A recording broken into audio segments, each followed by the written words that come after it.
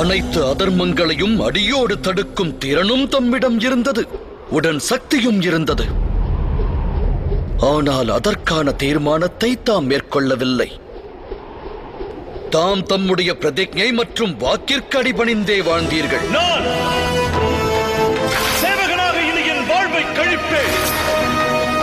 தெளிவாக கூறினால் நல்முறையில் கடமையாற்றி தீர்மானம் மேற்கொள்ள வேண்டிய தாம் அதை விடுத்து விலகி நின்றீர்கள்.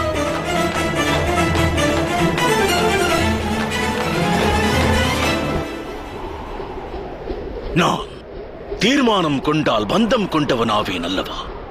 பந்தத்திலிருந்து விடுபட கர்மயோகத்தின் சித்தாந்தங்களை பின்பற்றியிருந்தால் தம் வாழ்வே தர்மமயமாகி இருக்கும் கங்கை மைந்தரே.